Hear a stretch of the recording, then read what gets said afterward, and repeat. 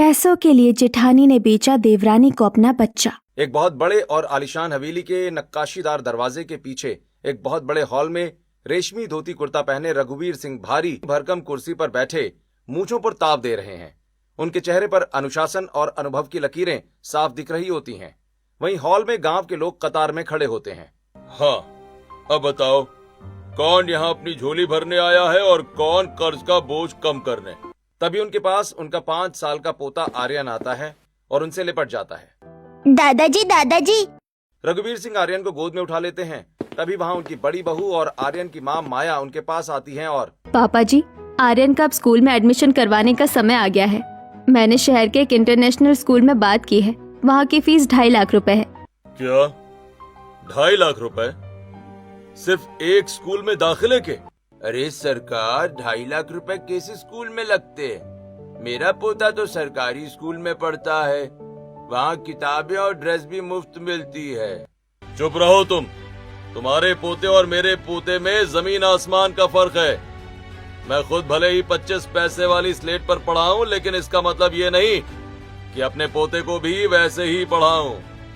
मेरे पोते के भविष्य के लिए 2.5 लाख क्या, अगर 5 लाख भी मांगे जाते तो मैं पीछे नहीं हटता। अरे माफ करना सरकार। रघुवीर सिंह बगल में रखी अपनी तिजोरी खोलते हैं।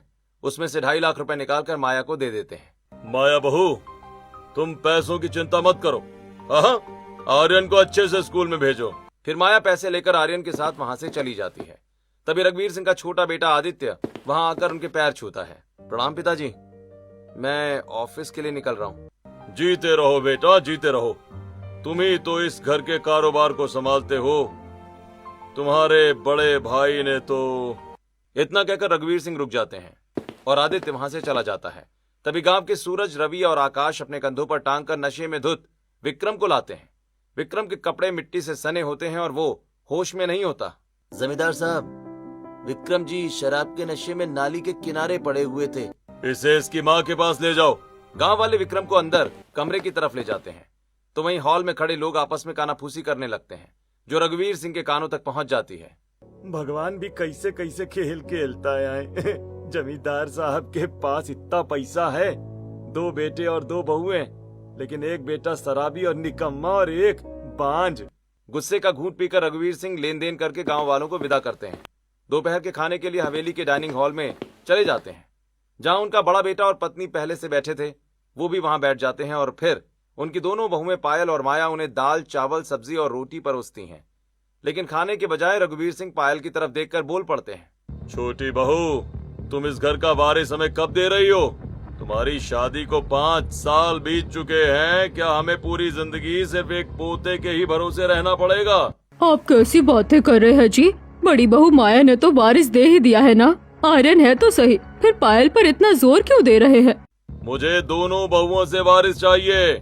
पास ही बैठा विक्रम नशे में निवाला तोड़ने की कोशिश करता है, लेकिन उसके कांपते हाथों की वजह से खाना नीचे गिर जाता है। देखो इसे, ये है मेरा बड़ा बेटा। मैंने कभी किसी का बुरा नहीं किया, हमेशा गरीबों की मदद की। फिर भी भगवान ने मुझे ऐसी निकम्मी औलाद दी है और एक ऐसी बाप। पायल अपने ससुर का अधूरा शब्द पूरा समझ लेती है और अपने आंसू छुपाते हुए अपने कमरे की तरफ भागती है। सावित्री भी पायल के पीछे उसके कमरे में जाती है और देखती है कि पायल बिस्तर पर लेटी मुंह छिपाकर रो रही होती है। सावित्री पायल के सिर पर हाथ रखती है। बहू, तुम अपने ससुर जी की बातों का बुरा मत मानो। तुम तो जानती ही हो कि उनका मिजाज कितना कड़क है। पायल कुछ नहीं कहती। पायल को समझाकर सावित्री वहां से चली जाती है। उधर विक्रम, आर्यन और माया भी खाना खाकर अपने कमरे में पहुंचते हैं। आर्यन के सिर पर हाथ फेरती हुई माया, अच्छा हुआ कि मेरा एक बेटा है, वरना ससुर जी की बातें मुझे भी सुननी पड़ती। तभी माया बिस्तर पर लेटे विक्रम को देखती है। कैसा पति मिला है मुझे, एकदम निकम्मा और नकारा, हमेशा शराब के नशे में डूबा रहता है। अगर तुम भी अपने छोटे भाई आदित्य की तरह समझदार होते तो मुझे आज छोटी छोटी चीजों के लिए ससुर जी के आगे हाथ नहीं फैलाने पड़ते। विक्रम वहां से उठकर बाहर चला जाता है। कोई बात नहीं, मेरा बेटा है ना, इसके जरिए मैं अपनी सारी जरूरतें और शौक पूरे कर लूंगी। आज स्कूल के एडमिशन के पैसे लिए हैं, अभी उसकी ड्रेस, किताबों और बस की फीस बाकी है। ऐसे ही वक्त बीतता है और आदित्य ऑफिस से वापस आकर जब अपने कमरे में पायल को उदास बैठा देखता है तो उसके पास जाकर उसके कंधे पर हाथ रखकर, हे, क्या हुआ, तुम उदास क्यों हो? पायल उसे सब बताती है। पायल, तुम जानती हो ना कि कमी न तुम में है न मुझ में। बस वक्त की बात है। पिताजी पुराने ख्यालात के हैं, उन्हें सिर्फ वारिस दिखता है, उनकी बातों का बुरा क्यों मानती हो? नहीं, अब बहुत हो गया। अब मुझे बच्चा चाहिए, किसी भी कीमत पर। हाँ ठीक है बाबा। ऐसे ही दिन बीतता है और अगले दिन सुबह आदित्य पायल का मन बहलाने के लिए उसे शॉपिंग पर ले जाता है। वो उसके लिए सोने के झुमके और एक सुंदर सा हार खरीदता है। फिर जब पायल शाम को घर वापस आती है और किचन में अपनी जेठानी के साथ खाना बना रही होती है तो उसकी जेठानी उसके झुमके और हार देखकर, अरे वाह देवरानी जी, नया हार और ये झुमके भी नए लग रहे हैं। हाँ दीदी, आदित्य जी आज मुझे शॉपिंग पर ले गए थे, उन्होंने ये सब दिलाया और हम कल घूमने भी जाएंगे। एक इसका पति है जो इतना प्यार करता है, इसको खुश करने के लिए हर मुमकिन कोशिश करता है, और एक मेरा पति पता नहीं इस वक्त किस नाली में पड़ा होगा या किस बार में पैसे उड़ा रहा होगा। वहीं दूसरी तरफ विक्रम एक बार में अपने दोस्त रोहित के साथ बार डांसर पर पैसे उड़ा रहा होता है, वो भी 500 के नोट। अरे विक्रम, इतने पैसे मत उड़ा, खत्म हो जाएंगे। अबे तू चिंता क्यों करता है बे? मेरे बाप के पास बहुत पैसा है, तिजोरियां भी भरी पड़ी है उनकी। ये खत्म होंगे तो मैं और लाऊंगा। आखिर बड़ा बेटा हूँ, मेरा भी तो हक है। वहीं इधर हवेली के गार्डन में रघुवीर सिंह सावित्री और आदित्य के साथ हिसाब किताब की डायरी लेकर बैठे हैं। आदित्य, इस महीने की आय तो ठीक हुई है, लेकिन ये खर्च का आंकड़ा इतना ज्यादा कैसे है? मैंने इतने पैसे तो कहीं खर्च नहीं किए। पिताजी, आप तो भैया को जानते ही हैं ना, ये खर्च दरअसल उनकी आदतों की वजह से ही बढ़ा है। तभी आर्यन स्कूल की नई ड्रेस पहनकर दौड़ता हुआ रघुवीर के पास आता है। दादाजी, देखिए मेरी नई स्कूल ड्रेस कैसी लग रही है। आर्यन को गोद में उठाकर, अरे भाई बहुत प्यारी लग रही है। माया भी उनके पीछे पीछे वहाँ आ जाती है। पापा जी, इसकी किताबों और कुछ एक्स्ट्रा एक्टिविटीज के लिए स्कूल में पैसे जमा करवाने हैं। कितने पैसे चाहिए? मैं अभी देता हूँ। तभी पायल वहाँ सबके लिए चाय लेकर आती है। पायल बहू, उस दिन मैंने जो कहा था वो याद है ना? मुझे जल्दी से इस घर का वारिस दे दो ताकि मैं अपनी जायदाद का बराबर बराबर बंटवारा कर सकूं। मैं और ज्यादा इंतजार नहीं कर सकता। हम कोशिश तो कर रहे हैं, पर सब भगवान के हाथ में है। अरे कैसी औरत हो तुम, एक वारिस नहीं दे पा रही हो। अपनी जेठानी माया को देखो, शादी के पहले साल ही उसने आर्यन को जन्म दिया था। अगर तुम भी समय पर वारिस दे पाती तो आज वो बच्चा भी 3-4 साल का होता। पायल चाय की ट्रे वहीं छोड़कर भाग जाती है। सावित्री रघुवीर सिंह को टोकती है। आप भी कैसे कैसे बातें करते हैं बहू से, जो बातें मैं एक औरत होकर नहीं कह पाती वो आप मर्द होके कह देते हैं। आदित्य वहाँ से उठकर अपने कमरे में पायल के पास जाता है। माया भी अपने कमरे में चली जाती है और बेड पर बैठकर, ससुर जी बंटवारे की बात कर रहे थे। अगर बंटवारा हो गया तो मेरे हिस्से की जायदाद मुझे मिल जाएगी, फिर मुझे किसी के आगे हाथ नहीं फैलाना पड़ेगा। लेकिन ससुर जी ने तो शर्त रखी है कि जब पायल माँ बनेगी तभी बंटवारा होगा। अगर वो माँ ही नहीं बन पाई तो इसका मतलब मुझे भी कुछ नहीं मिलेगा। अब बस, हमने बहुत कोशिश कर ली, लेकिन अब आज ही चलो डॉक्टर के पास, मुझे हर हाल में माँ बनना है। ठीक है पायल, अगर तुम्हारी यही जिद है तो हम शाम को डॉक्टर के पास चलेंगे। ओके, मैं अपॉइंटमेंट ले लेता हूँ। फिर शाम को जब पायल और आदित्य तैयार होकर हॉल से निकल रहे होते हैं, माया उन्हें देख लेती है। कहाँ जा रहे हो देवर जी? भाभी, हम डॉक्टर के पास जा रहे हैं। इतना कहकर आदित्य और पायल बाहर चले जाते हैं और उनके जाते ही नशे की हालत में विक्रम आता है और चुपचाप अपने कमरे में चला जाता है। माया उसके पीछे पीछे जाकर देखती है कि वो अलमारी खंगाल रहा होता है। क्या ढूंढ रहे हो? चुप कर, पैसे कहाँ हैं? पैसे निकाल। कैसे पैसे? सारे पैसे तो आपने अपनी अय्याशियों में उड़ा दिए। अब मेरे पास कुछ नहीं बचा। जो गहने माँ ने दिए थे वो भी आपने बेच दिए। तभी विक्रम अलमारी से पैसों की गड्डी निकालते हुए, ये क्या है? झूठ बोलती है मुझसे? माया तुरंत हड़बड़ाकर विक्रम से पैसे छीनने की कोशिश करते हुए, अरे वो पैसे आर्यन के स्कूल के हैं, मैंने पापा जी से लिए थे, उसे हाथ मत लगाइए। विक्रम उसकी एक नहीं सुनता और पैसे लेकर वहाँ से चला जाता है। माया सिर पकड़कर बैठ जाती है। तभी उसके मन में एक ख्याल आता है, अगर देवरानी माँ बन गई तो मेरा नुकसान है। बंटवारे में मिली जायदाद मेरा पति तो अय्याशी में उड़ा देगा। काश वो माँ ना बने। वैसे माया ने जो सोचा बिल्कुल वही हुआ, क्योंकि डॉक्टर ने पायल और आदित्य के जो सैंपल लिए थे उनकी रिपोर्ट आ चुकी थी। और अगले दिन रिपोर्ट लेने जब वो दोनों डॉक्टर के पास उसके कैबिन में गए तो रिपोर्ट देखकर, पायल जी, आपने मेरे पास आने में बहुत देर कर दी। आपका गर्भाशय बुरी तरह डैमेज हो चुका है। आप कभी भी माँ नहीं बन सकती। ये सुनते ही पायल का दिल टूट जाता है। वो फूट फूट कर रोने लगती है। आदित्य उसे संभालता है। अरे पायल, शांत हो जाओ। तुम माँ बनो या नहीं यार, मैं फिर भी तुमको प्यार करता रहूंगा। आदित्य, ससुर जी को पता चला तो वो मुझे घर से निकाल देंगे। अब मैं उन्हें क्या मुंह दिखाऊंगी? हम किसी को कुछ नहीं बताएंगे। अगर बात ज्यादा बढ़ी तो मैं कह दूंगा कि कमी मुझ में है। वो दोनों घर वापस आ जाते हैं, जहाँ हॉल में बैठी माया। क्या हुआ देवरानी जी, डॉक्टर ने क्या बताया? कुछ नहीं भाभी, अभी रिपोर्ट नहीं आई है। पायल चुपचाप अपने कमरे में चली जाती है। माया उनकी आंखों में नमी देखकर समझ जाती है कि कुछ गड़बड़ है। फिर माया अपने ससुर को अपनी देवरानी के डॉक्टर के पास जाने की बात बता देती है। ऐसे फिर रात में जब पूरा परिवार डाइनिंग हॉल में बैठा खाना खा रहा होता है कि तभी बहू, तुम ये डॉक्टर वॉक्टर का चक्कर छोड़ो। मैंने कल घर में संतान प्राप्ति की विशेष पूजा रखवाई है, उसी से अब कुछ हो सकता है। ऐसे फिर अगले दिन हॉल में पूजा होती है। पायल और आदित्य पूजा में बैठते हैं। पूजा संपन्न होते ही फिर पंडित जी पायल को पंचामृत के साथ फल देते हुए, बेटी, ये फल सिर्फ तुम्हें ही खाना है। सच्चे मन से पूजा की है तो खुशखबरी जरूर मिलेगी। पूजा संपन्न हुए कुछ महीने बीतते हैं, लेकिन कोई गुड न्यूज नहीं मिलती। रघुवीर सिंह का सब्र भी अब टूटने लगता है। फिर एक दिन हॉल में रघुवीर सिंह पायल, माया और आदित्य के सामने गुस्से में आपा खो देते हैं। अब बहुत हो गया, मैं और इंतजार नहीं कर सकता। अगर अगले 1 महीने में कोई खबर नहीं आई तो मैं आदित्य की दूसरी शादी करवा दूंगा। रोती हुई पायल अपने कमरे में जाती है। आदित्य भी उसके पीछे पीछे कमरे में चला जाता है। वहीं माया भी आदित्य के पीछे जाती है, लेकिन कमरे में जाने से पहले ही आदित्य उसे देखे बिना दरवाजा बंद कर लेता है। आदित्य, आप सच बता ही देते हैं। डॉक्टर ने साफ कह दिया है कि मैं माँ नहीं बन सकती। पायल की ये बात माया सुन लेती है और इतना सुनकर चुपचाप अपने कमरे से चली जाती है। फिर पायल कभी माँ नहीं बन सकती? ये तो मेरे लिए बहुत बड़ी खुशखबरी है। अब जायदाद का बंटवारा नहीं होगा। तभी उसे अपने ससुर की कही बात याद आती है। अगर ससुर जी ने आदित्य की दूसरी शादी करवा दी तो वो तो माँ बनेगी और फिर बंटवारा होकर रहेगा। मुझे कुछ सोचना होगा। मैं बंटवारा नहीं होने दूंगी। काफी देर तक सोचने के बाद माया अपनी देवरानी के कमरे में जाती है। उस वक्त वो वहाँ अकेली बैठी रो रही थी। माया उसके आंसू पोंछती है। पायल, मैंने तुम्हारी बातें सुन ली है। मुझे पता है तुम माँ नहीं बन सकती। दीदी, प्लीज ये बात किसी को मत बताना, नहीं तो। पायल अपनी बात पूरी कह पाती है उससे पहले ही माया उसका हाथ पकड़ लेती है और पागल हो क्या? मैं तुम्हारी बड़ी बहन जैसी हूँ। ये बात सिर्फ तुम्हारे और मेरे बीच रहेगी। मैं यहाँ तुम्हारी मदद करने आई हूँ। तुमने सरोगेसी का नाम सुना है? सरोगेसी? क्या वो गैर कानूनी नहीं है? कुछ गैर कानूनी नहीं है। मैं तुम्हारी जगह तुम्हारे बच्चे को जन्म दूंगी। हम ये सब छुप कर करेंगे। मैं एक डॉक्टर को जानती हूँ। दीदी, सच में आप मेरी जेठानी नहीं बल्कि बड़ी बहन हो।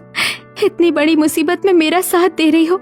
कुछ देर के बाद माया कमरे से बाहर जाने के लिए कदम बढ़ाती है, फिर अपने बढ़े कदम रोककर, देवर जी कितने अच्छे हैं ना, इतनी बड़ी मुसीबत में तुम्हारा साथ दे रहे हैं। एक देवर जी हैं, जिम्मेदार और समझदार, और एक तुम्हारे जेठ जी हैं, अय्याश और निकम्मे। उन्हें ना मेरी ना हमारे बच्चे की किसी की भी फिक्र नहीं है।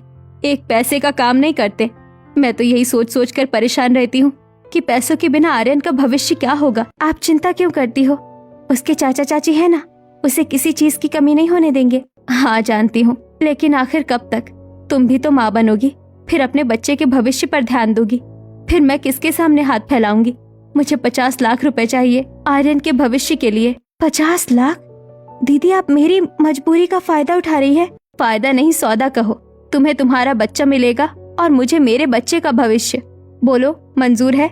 मैं बच्चा चाहती हूँ, लेकिन इतनी बड़ी रकम मैं कहाँ से लाऊंगी?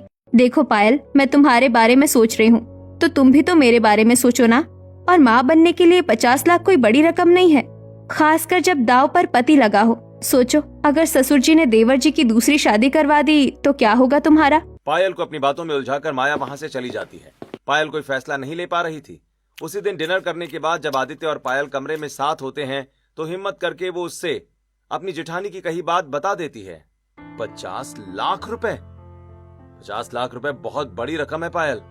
मैं एक बार में इतनी बड़ी रकम कहाँ से लाऊंगा? और भाभी की कोख में मेरा बच्चा होगा, मैं ऐसा सोचना भी नहीं चाहता।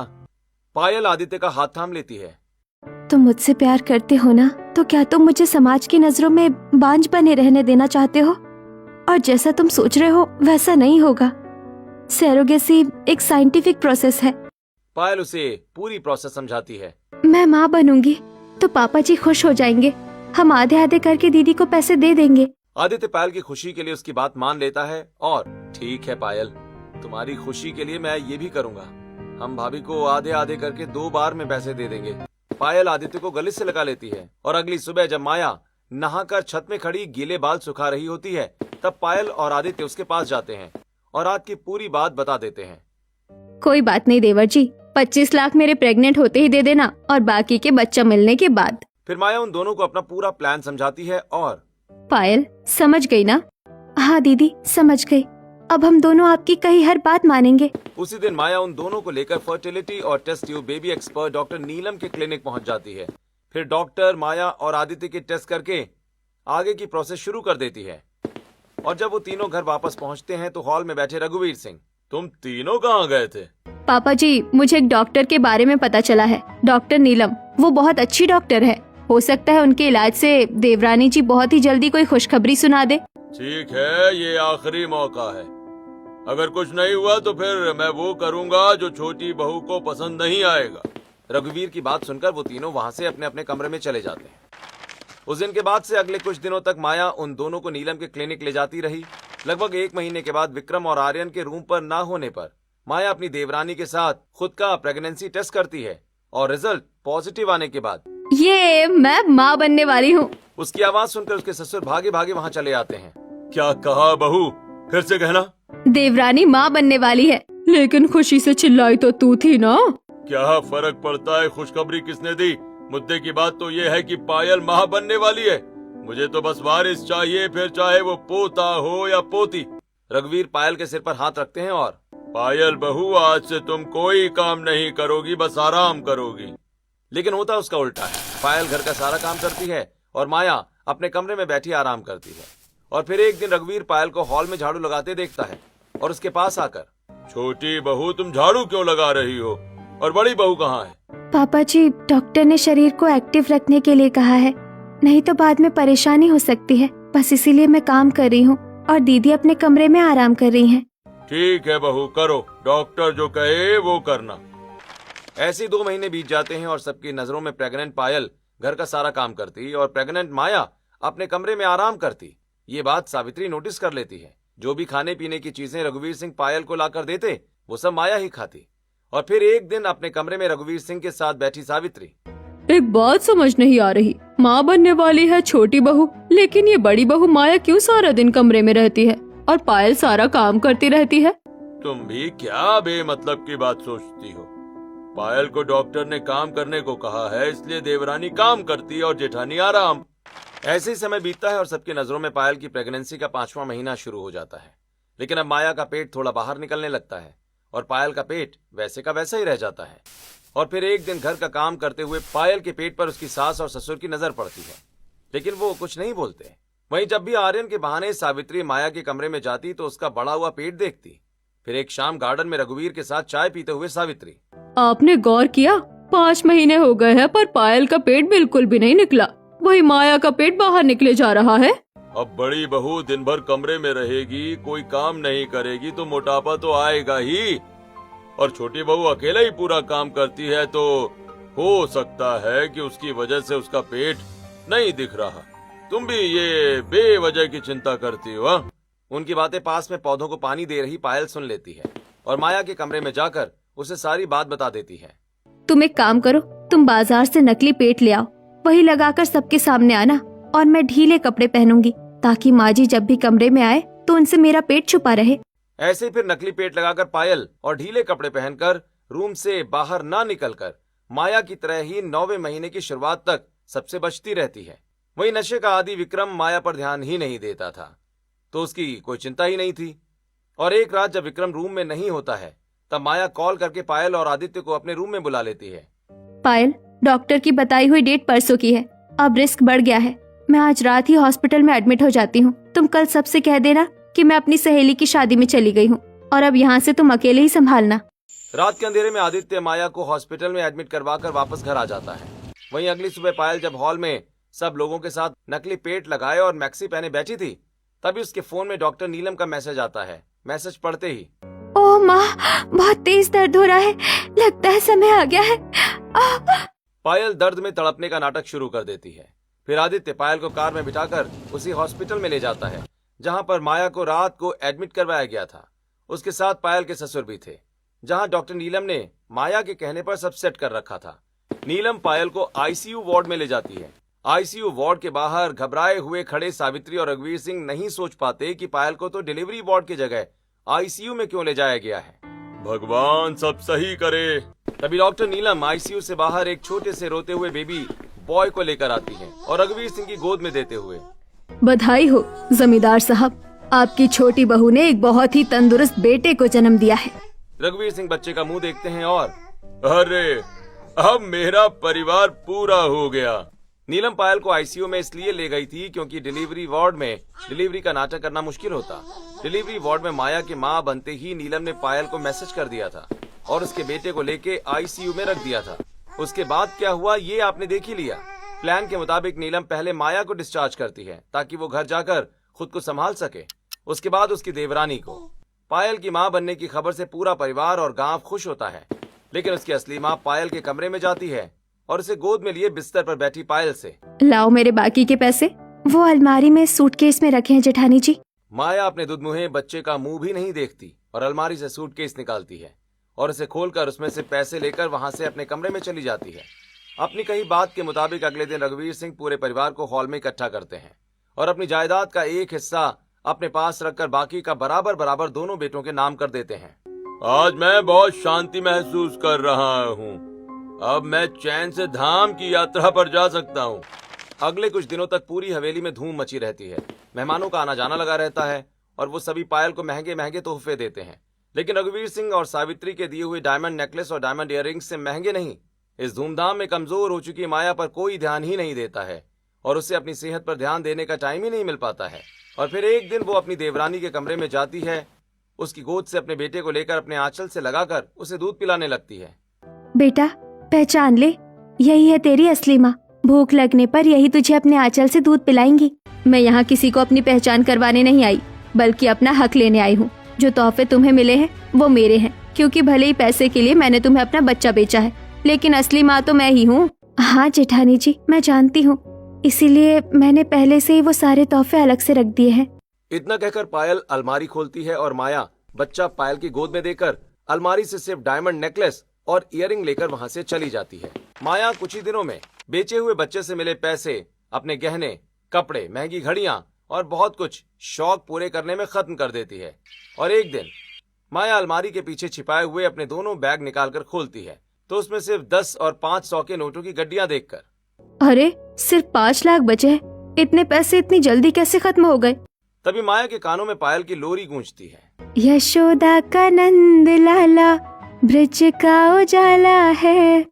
मेरे पास तो खत्म हो गए, लेकिन मेरी देवरानी के पास तो है। माया के मन में अब लालच आ चुका था। वो पायल के कमरे में जाती है जहां पायल बच्चे को पालने में झुला रही थी। देवरानी जी, तुम्हारे जेठ जी जुए में 10 लाख रुपए हार चुके हैं। अगर ससुर जी को ये बात पता चली तो वो हमें घर से निकाल देंगे। कहाँ से लाऊं मैं इतने सारे पैसे? दीदी, आपने इतनी बड़ी मुसीबत में मेरी मदद की, तो अब मैं भी आपकी मदद करूंगी। पायल तिजोरी में रखे अपने गहनों में से 2 हार और चूड़ियां निकालकर माया को दे देती है। दीदी, मेरे पास अभी पैसे तो नहीं है, जितने थे सारे आपको दे दिए थे। आप ये गहने बेचकर अपना काम चला लो। माया तिजोरी में रखे अपनी देवरानी के गहने देख लेती है और उसके मन में लालच और बढ़ जाता है। वो उस समय तो वहां से उसके दिए गहने लेकर चली जाती है, लेकिन कुछ दिनों के बाद फिर से मजबूरी का नाटक करके उसके कमरे में मदद मांगने चली आती है और पायल बिना सोचे समझे। जेठानी जी, आप चिंता ना करो, मैं हूँ आपकी मदद करने को। ऐसे ही पायल धीरे धीरे अपनी जेठानी को अपने सारे गहने दे देती है। और फिर एक दिन माया पायल के कमरे में आती है और फीडिंग बोतल से बच्चे को दूध पिला रही पायल से। पायल, मुझे 5 लाख रुपए की जरूरत है। दीदी, अब मेरे पास कुछ नहीं बचा, सारे गहने मैंने आपको दे दिए। देवर जी के पास पैसे तो है और ये आधी प्रॉपर्टी भी तो उनकी है। अब ये आप क्या कह रही हो दीदी? सही कह रही हूँ। ये मत भूलो कि ये मान सम्मान जो तुम्हें मिल रहा है सब मेरी वजह से है। अगर मैं तुम्हें बच्चा ना देती तो तुम आज शायद इस घर में भी ना होती। तो मैंने उसकी कीमत भी चुकाई है। अच्छा तो ठीक है, मैं अभी जाकर ससुर जी से सब सच बता देती हूँ। फिर उसके बाद जो होगा उसकी जिम्मेदारी तुम खुद उठाओगी। मैं तो माँ हूँ, असली वाली। मुझे ज्यादा से ज्यादा डांट पड़ेगी, लेकिन तुम्हें तो सीधा घर से बाहर का रास्ता दिखाया जाएगा। ऐसा मत करना दीदी, मैं आपके आगे हाथ जोड़ती हूँ, मैं इंतजाम करती हूँ, कुछ 1 दिन का टाइम दे दीजिए। पायल अगले दिन अपने बच्चे को हॉल में बैठे ससुर को देती है और जेठानी के कमरे में जाकर अपने गहने उतार कर उसे देते हुए, अब मेरे पास सिर्फ यही बचा है आपको देने के लिए। मुझे पता होता कि आपके मन में लालच आ जाएगा तो मैं आपसे बच्चा कभी ना खरीदती। माया पायल से गहने ले लेती है और अच्छा ये बात है, तो अब एक काम कर, जा ससुर जी की तिजोरी में रखे रुपए लाकर मुझे दे, नहीं तो मैं तेरी पोल अभी जाकर खोलती हूँ ससुर जी के सामने। आपको मैंने अपने सारे गहने दे दिए, लेकिन अब मैं चोरी नहीं करूँगी। आप जाओ और अभी सब सच बता दो। अच्छा तो ये बात है, तो ठीक है अभी जाती हूँ। गुस्से से तमतमाई माया वहाँ से निकलकर हॉल में बच्चे के साथ खेल रहे रघुवीर सिंह और सावित्री के पास जाती है। पायल भी उसके पीछे पीछे वहाँ पहुँच जाती है, जहाँ माया अपने ससुर से, ससुर जी मेरा बच्चा मुझे दो। ये क्या बदतमीजी है बहू? ये बच्चा तुम्हारा नहीं, तुम्हारी देवरानी का है। ससुर जी ये बच्चा मेरी देवरानी का नहीं बल्कि मेरा है, जिसे उन्होंने मुझसे 50 लाख रुपए में खरीदा था। माया की बात सुनकर सभी लोग सन रह जाते हैं और हॉल में एकदम सन्नाटा छा जाता है। अब आएगा मजा, अब फूटेगा एटम बम। अब ससुर जी देवरानी की हालत खराब करेंगे, उसे निकालेंगे घर से बाहर और मेरी आंखों को सुकून मिलेगा। माया मन ही मन मुस्कुरा रही थी कि तभी उसके गाल में रघुवीर का जोरदार थप्पड़ लगता है। मुझे हकीकत पहले से ही पता है ये बच्चा किसका है और किसने क्या किया है। बड़ी बहू, तुमने छोटी बहू की मासूमियत और उसकी मजबूरी का बहुत फायदा उठा लिया, बस अब और नहीं। आपको कब पता चला और आपने अब तक किसी को बताया क्यों नहीं? मुझे उसी दिन पता चल गया था जब बड़ी बहू ने हॉल में हम सबके साथ खाना खाते हुए पहली बार वॉमिटिंग की थी।